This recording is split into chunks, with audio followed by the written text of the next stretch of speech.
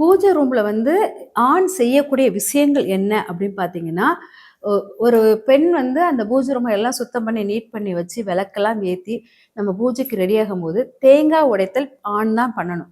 பூஜை ரூமில் நம்ம வந்து தேங்காய் உடைப்போம். வெத்தல பாக்கு வச்சு தேங்காய் உடைப்போம் இல்லையா? அந்த தேங்காய் உடைத்தல் ஆண் பண்ணணும். விபூதி ஆராத்தி காட்டுவது ஆணாக ஆண் பண்ணுவது நல்லது.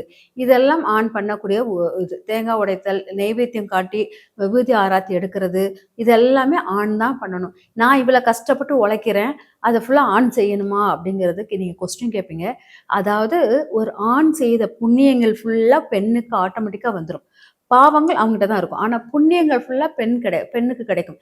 பெண் செய்த பாவ புண்ணியம் எல்லாமே அவளுக்கு புண்ணியங்கள் ஆணுக்கு கிடைக்குமானா கிடைக்காது. அதனால ஆண் எவ்வளவு நீங்க என்ன செஞ்சாலும் தீபாராதனை, தேங்காய் உடைத்தல் எல்லாமே பெண்ணுக்கு ஆட்டோமேட்டிக்கா வந்து சேர்ந்துரும்ங்கிறது உண்மை. அதனால ஒரு பூஜை பண்ணும்போது கணவன், மனைவி 2 பேரும் சேர்ந்து பூஜை பண்ணுவது சிறப்பாக இருக்கும். நீங்க விளக்கேத்தி, பூ போட்டு எல்லாம் பண்ணி வச்சுட்டு, தேங்காய் பழம் வச்சுட்டு, தேங்காவை உடைக்க வைப்பது ஆணாய் வச்சு உடைக்க வைக்கணும். ஆராத்தி அதாவது தீபாராதனை காட்டுவது ஆணை வைத்து தீபாராதனை காட்டணும். ஆராத்தி எடுப்பது பெண் வைத்து ஆராத்தி. நீங்க தான் ஆராத்தி எடுக்கணும். இந்த மாரி இதுதான் அத நெய்வேத்தியம் காட்டுவது ஆண் தான் நைவேத்தியம் காட்டுவது சிறப்பாக இருக்கும். ஆண் இல்லன்னா பெண் காட்டலாம். அ ஆண் இல்லன்னா தீபாராதனை நீங்க காட்டலாம். ஆனா தேங்காய் உடைப்பது ஆண் இல்லன்னா பெண் தேங்காய் உடைக்க வேண்டாம்.